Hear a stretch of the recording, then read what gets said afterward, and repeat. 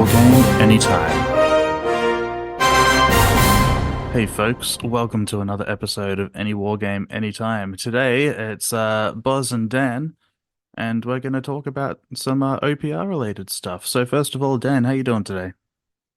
Man, I am doing really good. Busy, but I'm going to be posting this a little later. But I finally got my 6 millimeter Eldar stuff printed, and Yes. oh, it looks so cool. Like just seeing. I'll do like a little video on it. But like I am so stoked about just this small scale. Um, I'll be playing Epic. I'm be playing Epic 40K, the Net Armageddon, but I could also play. I think there's a version for Legion Imperialis that they Mm-hmm. have their custom rules for, and then hopefully OPR. Love maybe we're gonna get into that. Maybe we can see the 6 millimeter version of OPR come out. So yeah, that's a lot of stuff going on preparing for my trip to see you and Yes. Andy. So Yes, that's right. yeah, We'll yeah, that's actually be meeting in the flesh after doing a podcast together for a year. I know. So yeah, good things, good things. Well, yeah, I'm nice and busy too. Also got that trip to prepare for. I don't have to go quite as far as you do, but it's still enough of a trek to Mhm. take a little bit of organizing. In terms of 6 mil stuff, I'm about halfway through painting up my 2,500 points of Space Brits that I'm Mm. running as Armageddon Steel Legion. So lots of chimeras, lots of lemongrass, and about 85 stands of infantry. Oh, that's so So cool. yeah, it took about 3 hours to print it all out, and the rest of the weekend to assemble it. And yeah, I'm going on 4 or 5 weeks at the moment to get it painted. Nice. That sounds great. That sounds Yeah, great. Yeah, I've been playing with some friends. I've been using Space Marines and we've been playing with his armies. And yeah, it's such a great game. Space Marines are super powerful in the game. But yeah, they should really, be. really fun. Really fun. Mm. Well, let's talk about one-page rules, shall we? Hmm. Hmm. So last month, or really the beginning of this month, version 3.3 dropped, and there were feelings and reactions. And now here we are 3 or 4 weeks later, and version 3.3.1 has now dropped. So we're going to talk a little bit about that. So Hmm. what's different, Dan? What's been changed for 3.3.1? Yeah, I mean, I guess it's the new old with tweaks version of 3.2-ish, but they've made it 3.1 or 3.3.1. Anyway, that's just the semantic naming. I don't think that if we start talking about that, our heads are gonna Let's explode. just call it the current edition and The be done with current it. edition.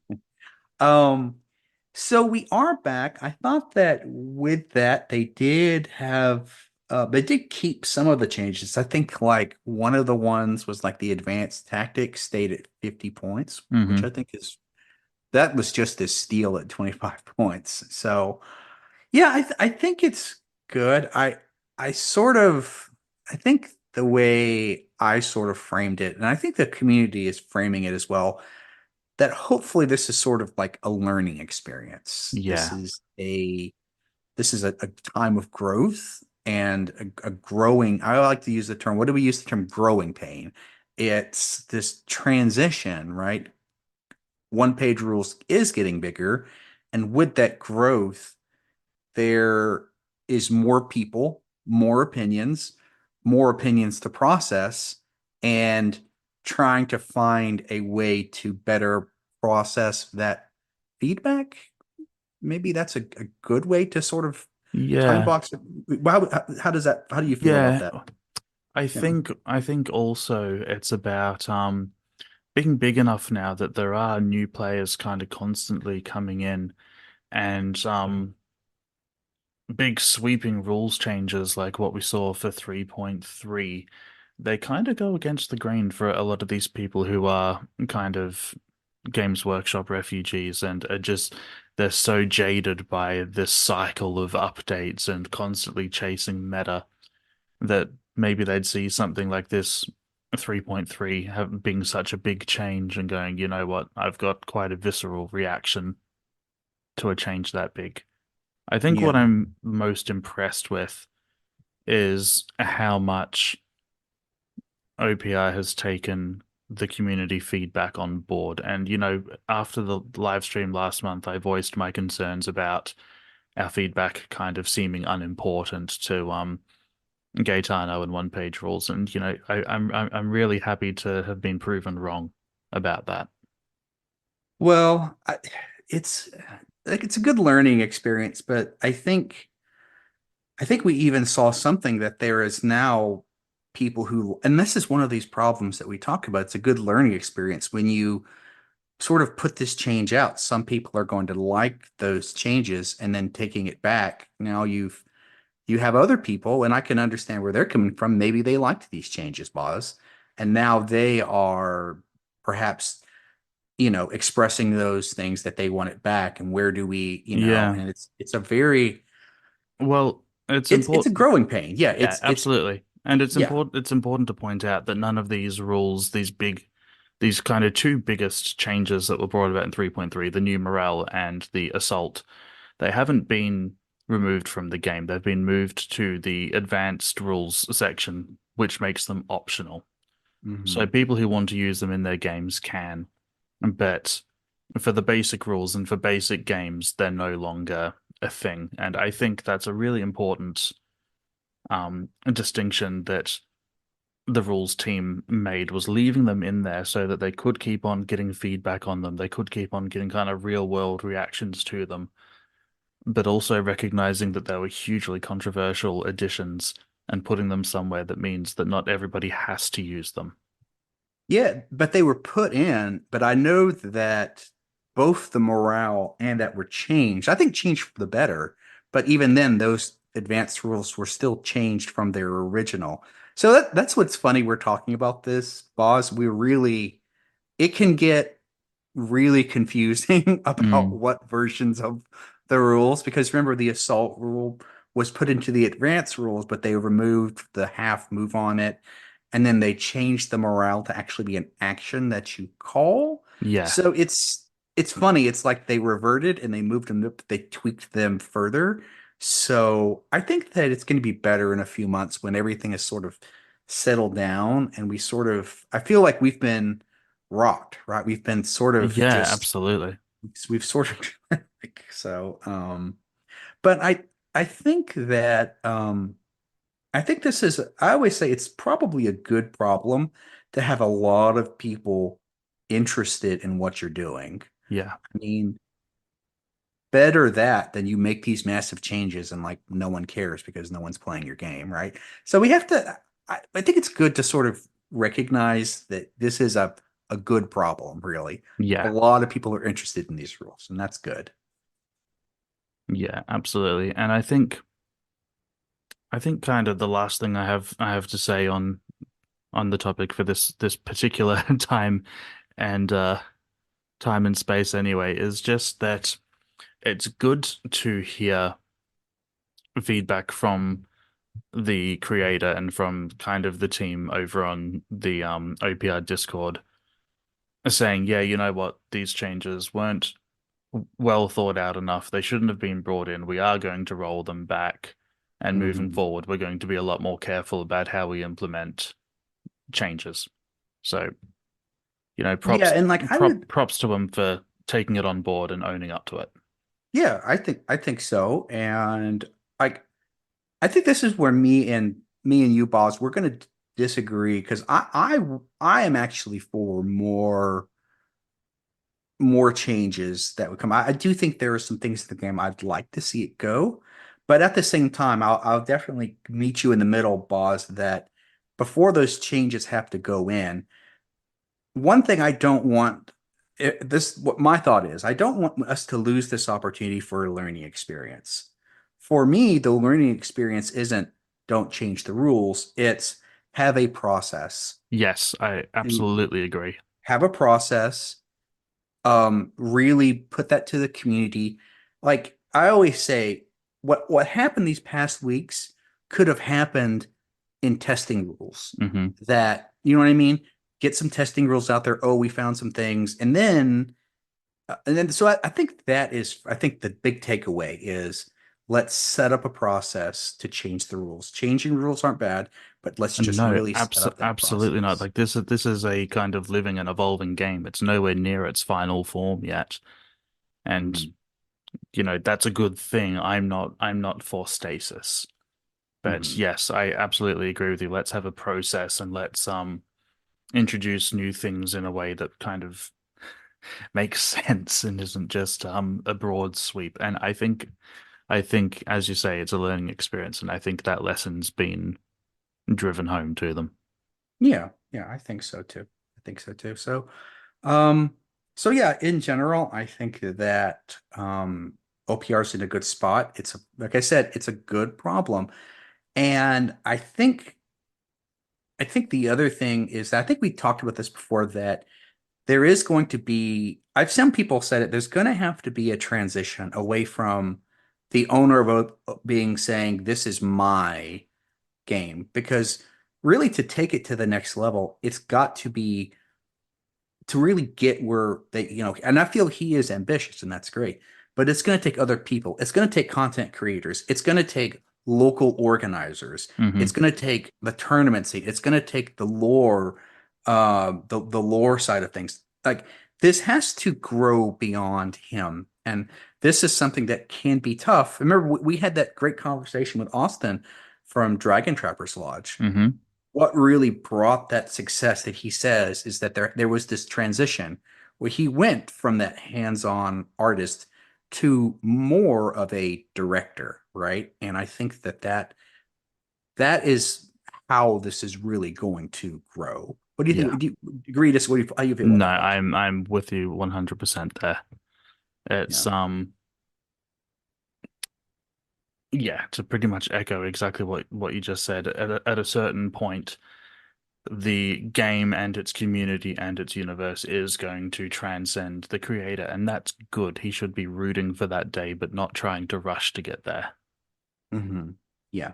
Yeah. I mean, just when we think about this past year, you know, we're talking about, and me and you, Boz, we're going to be, we're talking about a one-page rules creator collaborative. Hmm. Who'd have thought that even would have happened a year ago? Yeah. So just to imagine there are ecosystems forming up around the rules is so cool. Yeah, it's taken, it's 10 years old now. It's taken time to gather that momentum, but that momentum's gathering, and that's, as you say, it's a really good thing. It's a huge player in the scene right now, and for good reason. And Mhm. it's kind of wild that we just decided that we wanted to be a part of it, and here we are, and no one's told us to stop yet. Yeah, yeah. And I keep on, I want to try and imagine us 5 years in the future, Boz, Mm, where OPR will be. And but that's going to be an adjustment for us because we're really starting to kind of become that old guard. And there is going to be a lot of fresh blood come in here. And I always say when that happens, when we get new people coming in, fresh opinions, there is going to be that, what's the word? Not struggle, but maybe struggle, but we always have to frame that within a good problem, mm. right? Because that's how we grow, so. Well, yeah, exactly. That's kind of why the rules are nowhere near their final form, because as you say, 5 years from now, we're going to be seeing new people coming from new kind of past experiences as well, and they're going to have ideas about what they want from this game, and hopefully they'll still be taken on board as well. Mhm. Mhm. Always growing, always evolving. Yeah, that's great. Hmm. Well, talking about growing and evolving and firsts and things, the first official OPR tournament is coming up at Games Expo in Birmingham in a few weeks at the end of May, and looks like you and I are both going to be attending. What do you think about that? we are. I would have, if you'd have told me about this a few weeks ago, I would have never thought it. But just, I think the stars aligned that it just a little light bulb went off in my head. I was like, wait, I could. And so, yeah, it actually was funny that all of a sudden the stars aligned, things worked out the way and yeah, I want to be heading over. I've never been to England before, the land of the great wargaming. I mean, that's what we always view England as sort of like the Mecca Yeah. of war games, right? That's Yeah. Everyone makes their way to Nottingham eventually. yeah. So it's cool. And for me, it's a great opportunity. And this is something that I want to, well, I want, but me specifically, I want to support and shed light on OP because I think it's a great thing that they are supporting tournaments. I think it's a huge deal. I think it's something that me as a competitive player, I want to get behind. I want the community to support it. Because to me, that's a one way we are going to grow is by expanding the competitive Hmm. side of OPR. Yeah, so I Yeah, love it. that's something that I really kind of resonate with as well. And you know me, I make a big point about saying I'm not the competitive player. I'm the storyteller, I'm the narrative guy. I don't really enjoy tournaments, but all that aside, I could not miss the chance to be kind of right here on the ground floor in the first one. Yeah. Because, win, lose, or draw, I'm gonna go and I'm gonna meet people who are playing this game that I love, and it's gonna be really good fun. Yeah, and like for me, I my particular view on the competitive casual axis is I think one of my people comment on, they said it best that it's one of those ways where we use the term trickle down economics Hmm. works. And I'm not going to get political, but it's this idea that competitive play to me has a great way of really sort of when you turn up the heat, whenever you're whenever you're really turning up the heat and testing a game at a competitive level, you're going to see, like whenever you make a sword, you're going to see some of those impurities come up. And I think competitive play to me is a great way to test the limits of the game. Changes can happen, and those changes can actually sort of flow down even to casual players. Yeah. Um, And it's a very yeah, controlled environment where it's being kind of stress tested as well, yeah. which is great. So yeah, I think this is great. I would love, I know we're going to try to get some data on, we're going to do some analysis on this tournament afterwards because like can this happen by the way? I don't know, remember One Page More, he did a tournament on his channel and basically Robot Legions just ran through everybody. And I remember that was one of the reasons that I think at least Robot Legions got nerfed because it was a tournament where basically it was a Robot Legions versus Robot Legions final, Yep. So that's good. That's good. Would So it be giving too much away to ask what you're going to bring? Which army you're going to bring? I'm bringing my high elf fleets. Hmm. I'm not really going into this thing to win. I think that I'm with this first tournament. I don't imagine people are really going to do that. And I like high elf fleets. I'm going to bring the army that I like. Yeah, and so that's just me. I'm just bringing a standard. I felt the tournament itself. I'm generally taking it on a little more of the fun side. I think that. I mean, it is a tournament, but we have to be very clear. We shouldn't take it too seriously. It is Hmm. a combined Grimdark Future with Age of Fantasy, and they're Yes. allowing in these other custom built armies. So Yes. great that they're doing a tournament. Let's not sort of take this tournament too seriously on what an actual, Yeah, tournament they're would going to be. be showcasing the whole Worlds Beyond collaboration, which is Mhm. great, but I do expect pretty much every fantasy army to get completely curb stomped. I don't know. That would be an interesting one. I mean, I I, say that I'll probably face off against one first up and get curb stomped myself. I mean, there are some really good. It all depends on what fantasy armies there are. I mean, Yeah, I of think course. that Wormhole demons, I think, I mean, they're the same army in Grim Dark Future and Age of Fantasy. It's a Yeah, super solid army. yeah. So I think, like, I know for me, I'm bringing a softer list for high elf fleets. So yeah, I mean, I don't know, and that's the great thing about a tournament. We can all sort of theory hammer things, but it's really in a tournament where, we are gonna get something out of this. We are gonna see. So Oh yeah, for sure. I think, but one of the things that is super interesting is that their first tournament, they're allowing. Think about this: their first tournament, they are allowing custom armies from a Hmm. custom, and like, I think that's really going to open the door when we start like, talking about competitive. I think the custom army builder more and more is going to play a role in the competitive scene. I think that trying to balance the armies from a competitive perspective on the official armies, I think it's going to be too much of a clunky process to try and do that. And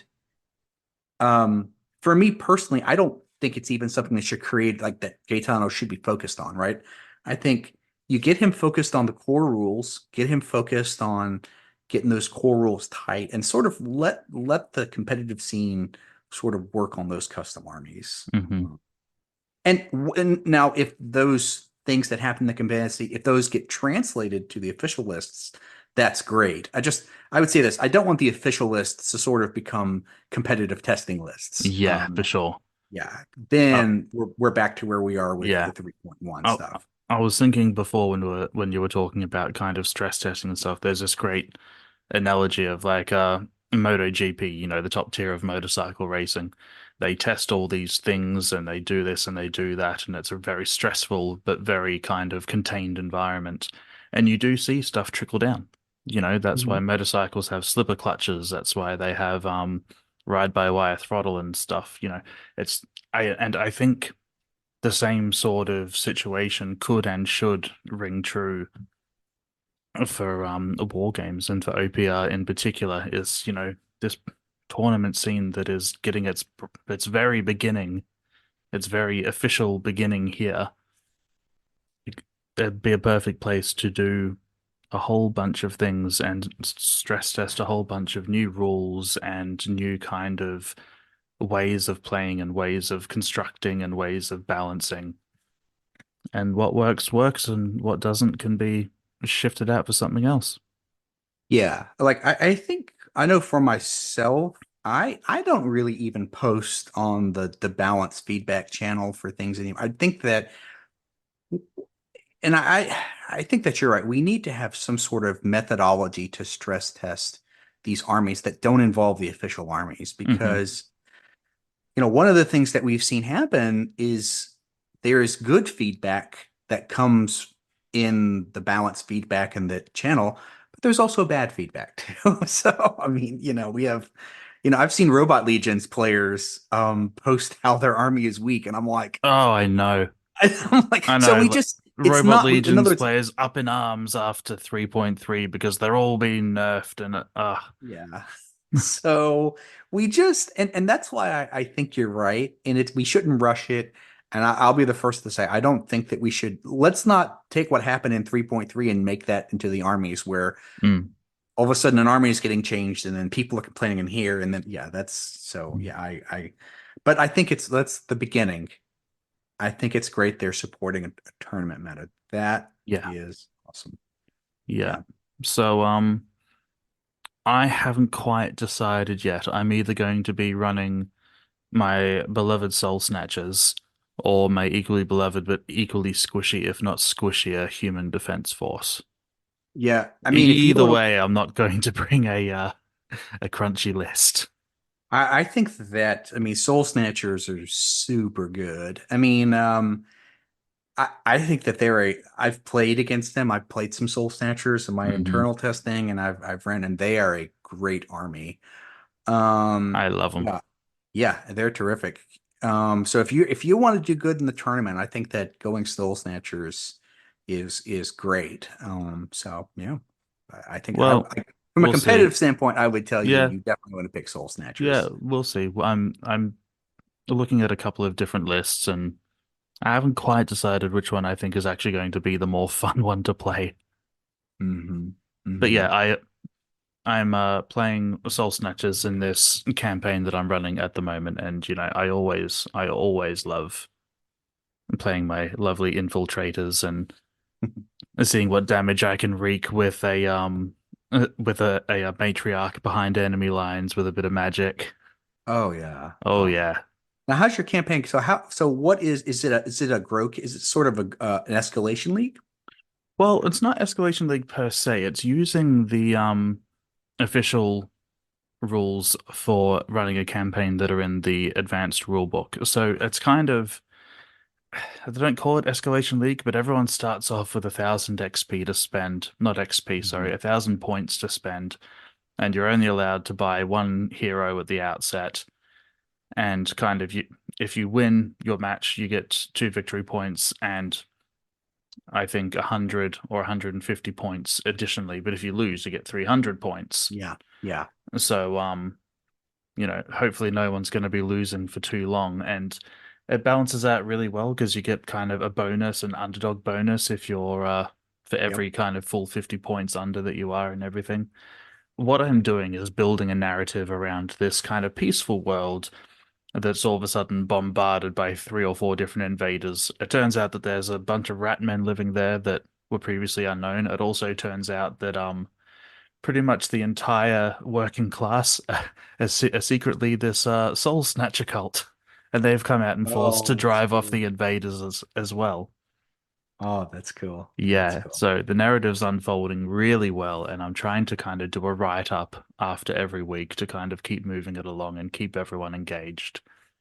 Oh, And that's yeah, I cool. love it. Like campaigns, to me, like narrative campaigns are like the pinnacle of why I love wargaming. It's Mm. following a force of a couple of units or whatever and telling their story and their trials and tribulations and their victories and their defeats. Like that's why I love war games in a nutshell. Yeah, I don't know what the YouTube creator was, but there was a YouTube creator that did a narrative campaign for OPR. This was a year ago. I think it was like Orcs, Plague Marines, Soul Snatchers, and Imperial Guard. And yeah, it was great. I don't Oh know if this is. yeah. I Yeah, don't. I oh forgot what it gosh. was, but I've watched a couple of them and without fail, the Human Defense Force got absolutely smashed every game. I yeah. remember writing him a comment saying, I love your work. It'd be really nice to see the HDF get a win just once. And he was like, yeah, I know, me too. Yeah, but he's playing. I mean, HDF are a weaker faction, Oh, and absolutely. That's kind of why I they, love him. yeah, you really. I think that unless you're trying to do something with heavily some ogres, it's a Mm. really tough faction to No, sort of. it's an uphill battle. Like Yeah. quality five, defense five, and you're firing, basic bullets. It's an uphill slog. Well, and he put them against orcs, an A tier army, soul snatchers, an A tier army, and plague marines, which in 2.0 were an A tier army. Oh yeah, they did really well. Ah, I wish I could So it's remember. like he's really put them against three, especially before 3.0, three really good armies back Yeah. in two. What I'm going to do is I'm going to actually look up who that was and put it in the Yeah, yeah, description for this episode because you should all go and check it out if you like a narrative campaign. yeah. He was Super good. he was a one-man show. He did it all in his garage, I think, and he did it really well. Yeah, yeah. So shout out to you. I will find you, I promise.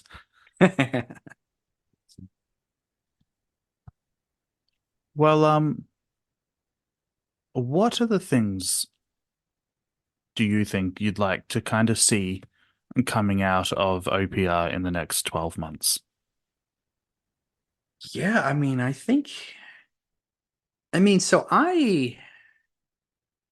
one thing I would say, I think that 2023 was a growth year, but it's really, I think that 2024 is going to be sort of it's going to really determine whether OPR takes another 10 years to grow or takes another 2 or 3 years to just really get to that next level because there's so much happening right now with 2024 where I feel GW, and we say this often, they really are, we're starting to see some real fundamental weakness in GW. that I think that OPR, and I feel what the owner is doing. I feel he feels the same thing. Like, we may disagree with some of these rule changes, but I feel that he is really pushing things because I think that he senses the time. He senses that this is a sort of a pivotal moment, that if OPR can establish themselves, they can sort of establish themselves as sort of the next big game. Because Hmm. when this thing kind of cranks down a level, it's never going to go away. But when GW basically fully relegates themselves to effectively a primarily IP business, there is going to be that gap, and players are going to rush to the next biggest thing. And I think that 2024 has to be part of that with OPR. They have got to establish themselves as the next alternative, right? When Old World goes the way of the dodo, Hmm. whenever 10th edition just, we're already into the slog. Um, I think that what they're doing with Warcry, I mean, GW, what they're doing with Warcry and closing out games and consolidating games. And then, of course, we know about Age of Sigmar, which is dealt a heavy blow. I think that, and I think he's thinking this way. What do you think about that, boss? So, I mean, do you agree with that, or do you think that it's a year from now? Or, I mean, like, how important do you think 2024 is, boss, to OPR? Well, like I said before, it's gaining real traction now. The company and the game have been around for 10 years, and in the last couple of years, they've really started building momentum. Mhm. And I think it's really important for them as a game and them as a company to keep that going, like to keep up to date with kind of changes in the wider wargaming space and react to them, to keep on top of listening to their community and listening to what they want and to what they don't want, and to keep on top of putting out great models. And yeah, I think they're really poised, as you say, to take in this crowd that keep on coming over. They're sick of the grind of 10th. Old World is going to do what Old World is going to do, and we have very, very similar predictions on that front. So I think 2024 is a very important year for them for those reasons, but also because they're really starting to take their first steps into building their own universe. They've put out the World Book, and that was what it was. And they've done one narrative campaign for Age of Fantasy with Secrets of Tishol, and they've said they're going to do a Grimdark Future campaign, narrative campaign later on in the year, which will hopefully drive a lot of kind of narrative and lore forwards as well. So yeah, 2024, we're not even halfway through yet. There's plenty left to happen, and I think it could and should keep on being a big year for them. Yeah. I think, and it's funny we're talking about the lore. Well, I think what I have noticed early this year is that the OPR is trying to get a lot done, but I think what happened with 3.3 and some other things, that they're running up against a resource wall Mhm. where it's still this one person trying to do it. I think what really has to happen in 2024 is it's got to become bigger than him. There has to be that leniency to let the community really take this to the next level, right? He is one person, if that is him, you know what I mean? I'm saying there's got to be that sort of paradigm shift that I think that, um, because really 3.3 is a symptom that I see as that, right? And that's what I would love to see in 2024 is a shift that he is sort of embracing. Like, I think one of the great things that we talked about it last week with the one page more guy, where there has got to be at some point this letting go of the lore Hmm. and letting creators like one page more take the lore to the next level. Um, Maybe in the competitive scene. The competitive scene, there is given that levity to really be allow them to push that in the right direction. What I think personally has to happen this year is one page rules Age of Fantasy regiments. I think there needs to be a lot of focus on that game. Yeah. I think that it's not there. I think of all the games that need the most work, regiments needs the most work. It really does. It's the core rules and the armies and the structure. There's a lot of work that needs to get done on regiments, but I think it's in preparation because I think that we're already starting to see the edges fray with the old world. I Hmm. think that by the end of the year, we're going to see where the tournaments are going, and then what's going to happen is the erratas aren't going to come out soon enough, and I don't think it's going to be 40K. They're not going to have all these chapter approved stuff. They're talking about some significant price hikes already in the Yeah. old world. Yeah. Um, I think To the utter surprise of nobody. Well, I mean, some of this stuff was 8 and 10%. I mean, that's Yeah. big even for GW. Yeah. So, I don't, the more I see old world happen, but here's the thing. There has got to be that preparation because if regiments isn't there, people aren't going to leave old world. So, Yeah. so in a nutshell, in your kind of, you know, I can't remember quite what the term is, but in like your 30-second slot to convey information, what's wrong with regiments that needs to be looked at first and foremost to bring it in line as a real viable alternative to Old World? So I think one of the primary things is that you cannot use the ambush scout maybe, but not ambush. The regiments cannot work in a game that has something like ambush. The nature of regiments, because there's basically, these aren't blobs, these are things with flanks. To have units sort of appear in the back of armies is something that it basically breaks regiments. Hmm. So there's got to be a reworking of effectively getting rid of all sort of ambush. It just can't happen. I think that the movement system in regiments is also very clunky. I think when you get to sort of regiments works at very small points. The problem is that regiments is not a small points game. Regiments is a large points game. People aren't going to be wanting to play 1,500 and 2,000 regiments. They are going to want to play 3,000 to Yeah, 4,000. you want your grand army facing another grand Yeah. army, don't you? That's the nature of that game. And the movements, I won't get too much into it, but basically the movement system with the 90-degree turns, it doesn't fit in with any other regiments games that are generally at a 45-degree line of sight. So it's a very wonky game. I don't think it's a complete game. It's just not. I mean, and what I would say this is that there can be some work done to really get these rules where they need to be. Those are just a few of the things that this remember, no person from Kings of War or Warhammer the Old World is going to go into a game where armies are appearing behind the battle line. It's just doesn't, yeah.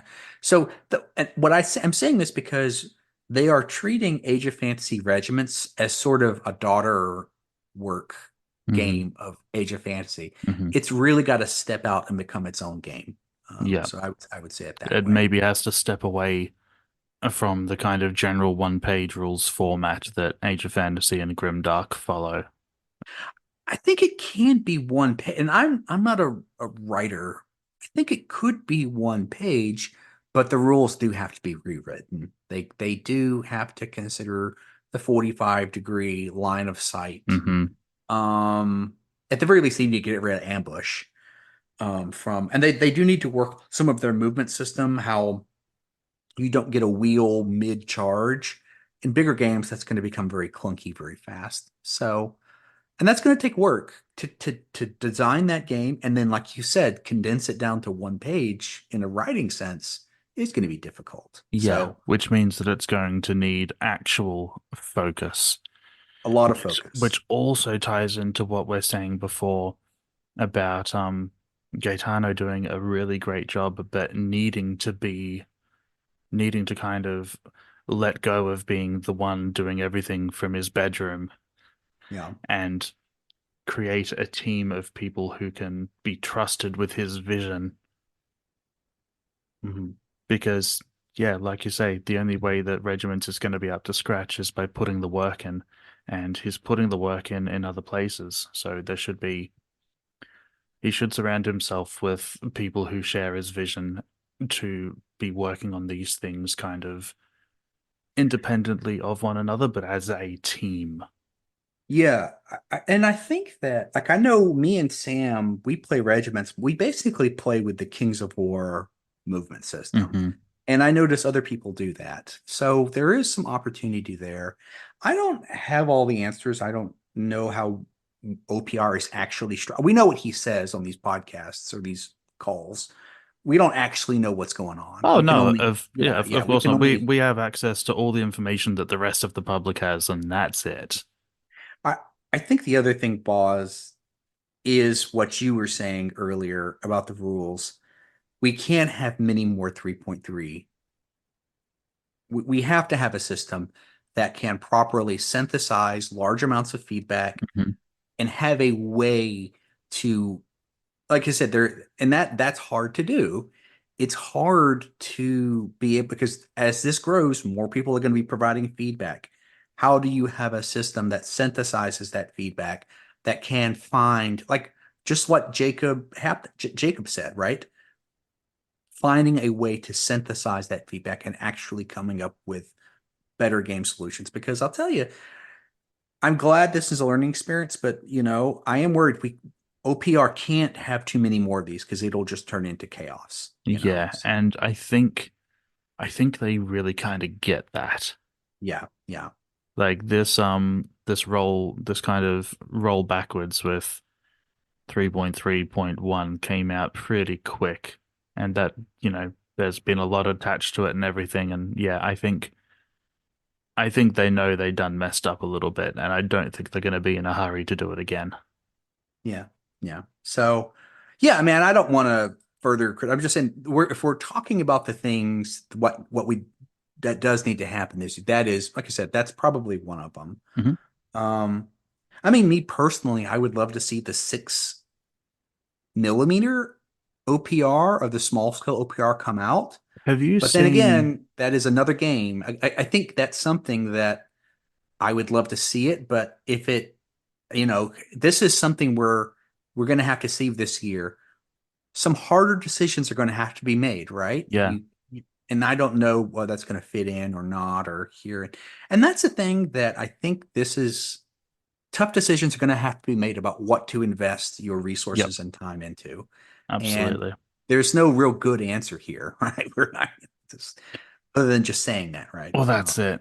And, there's only so much money to spread around a team of kind of content management and whatnot. Speaking of 6 mil, have you seen Tiny Battles of the Great Crusades? I have. I mean, you're And talking about the lists, I am. all the custom lists. I am indeed. Oh yeah, oh yeah, and he has special rules for it too. Yes, indeed. I mean, maybe this is something he can look at. We'll post those links in here. Yeah, No, I absolutely. follow it all. I like what it's sort of an earlier version of Epic, which I like. Yeah, No, I think that this sort of work should be sort of, I would love to see this sort of pulled in as a basis to yeah, begin now. Yeah, yeah. I love it. I That's love it. exactly why I brought it up. I think it could be a really good basis for this actual a 6 millimeter game that Mhm. Gaetano's been kind of teasing lately. By the way, it came to me at the YouTube channel, A Sad and Lonely Gamer. Yeah, that's it. Sad and S Lonely Gamer. Sad and Yep. Lonely Gamer. I cannot recommend those videos highly enough. Go and check them out. We'll post a link to that in the description as well. That was one of the first series I started following with OPR. Yeah, same. Um, yeah. And I think the other thing maybe this is sort of, okay. So me and you, boss, let's acknowledge that we are content creators and perhaps we can have our own, what's the word? This could be to our own interest, but I do think that OPR as an organization needs to start really working with the content creators. They need to they don't need to see us as I feel sometimes we're seen as sort of these outside sources. I would love for them to sort of see this as more of a cooperation. We're here to support OPR, and I think the more that we can work closely and we sort of understand a little what's going on with OPR, we can better coordinate our content, right? Yeah, for sure. Um, I know that me and you and we've talked to other content creators. We were all frustrated. These came out of nowhere, and we're having to stop everything we're doing. We all have lives, and we're all having to like, okay, let's retest things or refigure things out and Yeah, all that. yeah. So, I mean, this isn't our our full-time job, unfortunately, but it is something that we've all decided to sink quite a lot of our time and effort into because it's what we love to do. And yeah, it'd be really, really cool to, as you say, work a bit more closely with OPR themselves. And I don't think that isn't something that we might see in the future because as a company, they have always been very good, by and large, at including their community and taking things on board and doing things like these community writing jams and things like that that really engage people in the company just kind of beyond here's my Patreon money for the month. yeah, yeah. Well, Boz, I'm glad that we've solved all the world's problems, at least Yeah, with OpenBot, right? you are welcome. You are welcome, world. um, Just don't look too closely at anything we've said and everything will be just fine. yeah, yeah, yeah. Well, and that's why, that's just that's the great thing about, having a YouTube channel or having our things that it makes us instantly right, Boz. Yeah, We're and immediate we are like we gained like 20 IQ points the moment we yeah. started the YouTube channel. And So, I think that's so important to kind of keep front and center is that no one's infallible. We get it wrong, other creators get it wrong, OPR themselves get it wrong, which they proved quite recently. And everything with a grain of salt. Because we're here to talk about the things that we love to talk about, and not everyone's going to share our opinion or agree with us, and that's great. So don't take anything as holy writ, but we think we are right. well, I think like we want this conversation to be put out there.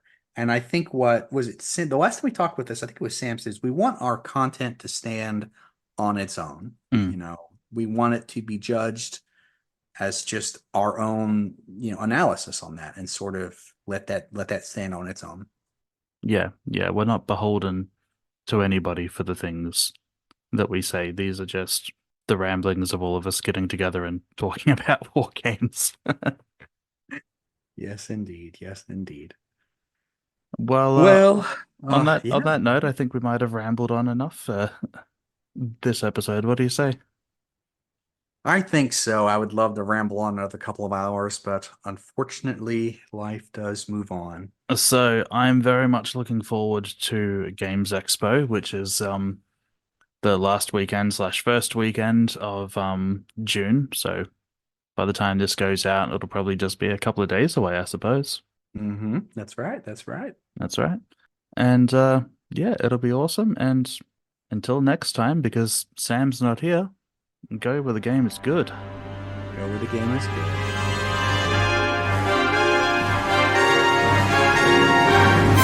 Any war game, anytime. Going where the game is good.